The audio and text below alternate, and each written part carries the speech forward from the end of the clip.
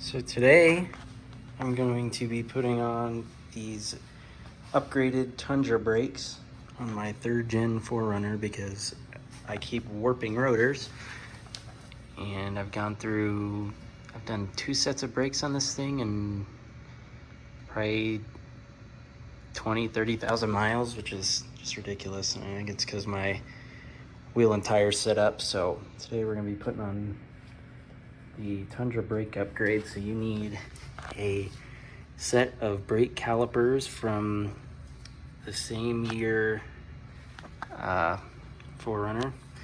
You need matching brake pads and rotors as well. And then there's 2 sets of brake pads and calipers. There's a 13WL, which is a 5-inch by something brake pad, and then there's a smaller caliper that's a 4-inch by something caliper and pad setup.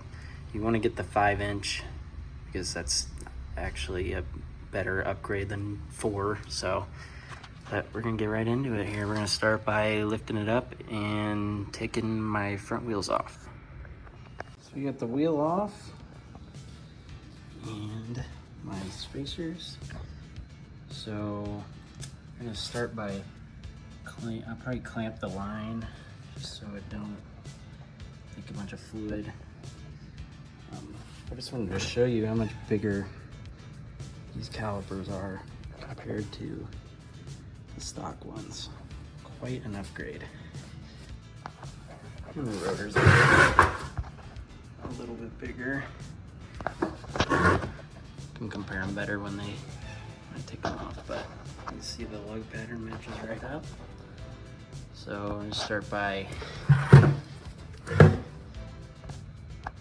clamping that line off, and then I'm gonna undo the brake line right there, which I think is a 10, and then we're gonna undo the mounting bolts on the top and bottom, and then the caliper will come off. So the caliper bolts and the mounting bolts are a 17, I think, yeah. And then the line is a 10 mil. And I would highly suggest putting some gloves on because brake fluid is very nasty stuff.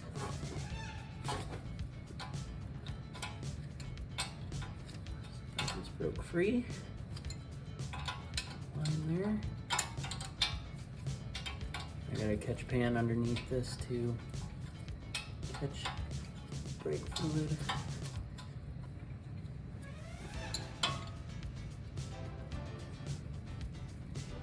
Okay, that's out. Now we'll go ahead and take our 17.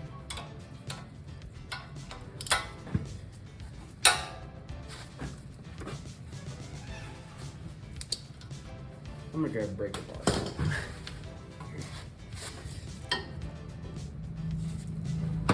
Jesus Christ.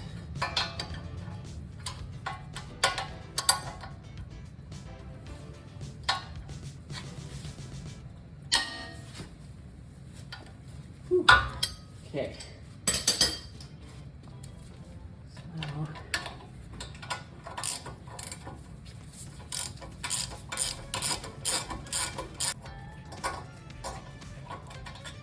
there's the bottom one there. That's calipers. Come right off. So there's your caliper. Pads and everything. And my rotor's just coming right off too. So I'll clean this up, and then supposedly you have to do some trimming along the dust shield. So we'll see how that looks, but it's about the same diameter, but they are a lot thicker. So you have a little bit more brake surface compared to that.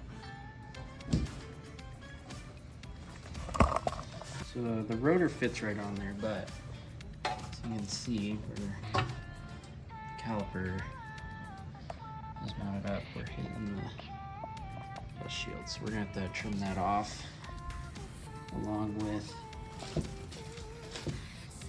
probably trim the corners up there and there, and then we need to trim this part back. So I trimmed a little bit off there, and it clears. And I also trimmed off a little bit on the bottom. Not much though.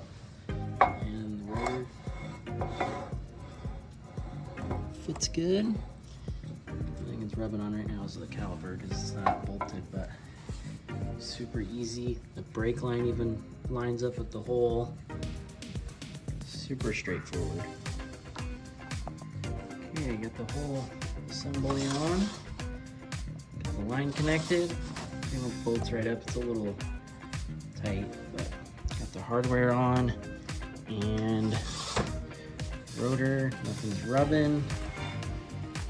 It's just the pads hitting the rotor. So I'm gonna go ahead and do the other side off camera, and then I'll show you how to bleed the brakes. So I got both calipers on, and the line's hooked up. So here now, going to bleed the brakes. I got the level good. So I have my fiance in the car. This is our brake here. Put a tube into a bottle, brake fluid in it, hooked up to that bleeder there. And I'm going to set the camera up and I'm gonna have her pump the brakes 5 times and then hold the pedal down, and I'm gonna crack the bleeder loose, and then fluid's gonna come out, and then I'm gonna close it, and then I'm gonna have her pump it up again. I'm probably gonna do that.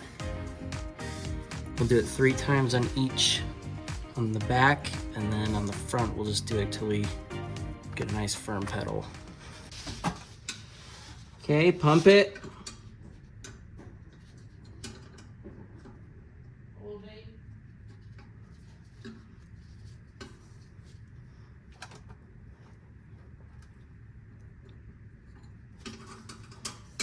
Your foot go to the floor yet? Yeah?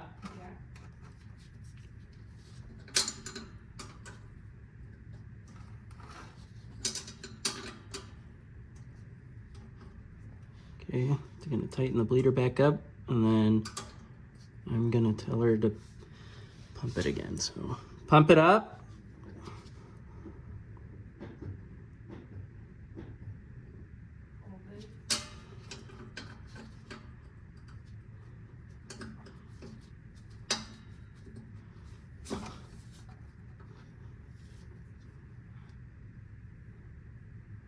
Foot go to the floor. Okay, pump it.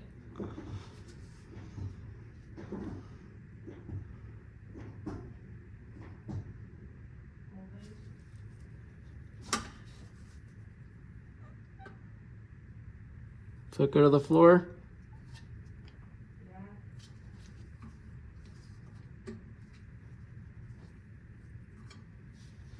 Okay, you want to check the fluid?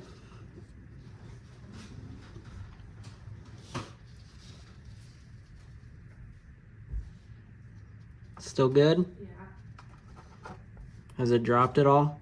A little bit, I think. Okay. Here we go. Now we're getting some air out.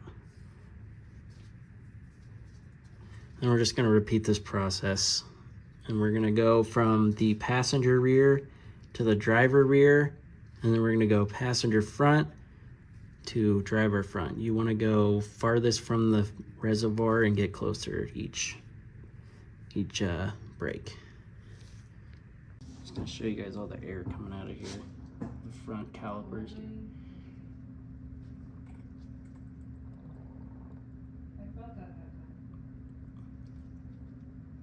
Okay, pump it.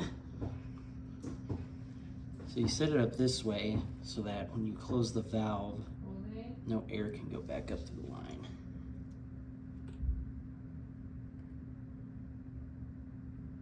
Let's see, we're getting less air now. We're getting pretty much pure fluid. Okay, pump it.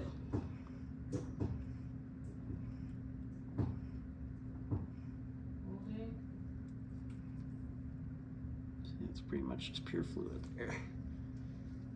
So we're gonna pretty much do this process on each corner of the car 3 times, and I'm probably gonna go around the whole vehicle 3 times. It's also kind of help flush some of the old fluid out of this thing. So I will get back to you when we're ready to put the tires back on.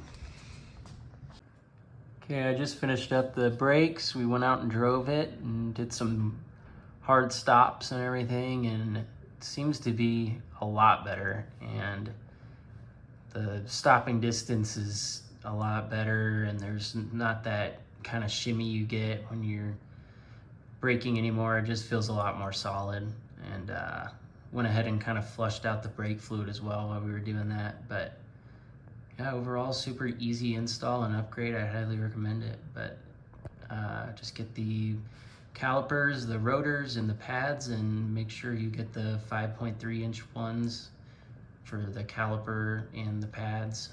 That's something I almost messed up on, but thankfully I got it right on accident. But yeah, overall is very easy, so I'd highly recommend it. But thanks for watching, and we'll see you guys in the next video.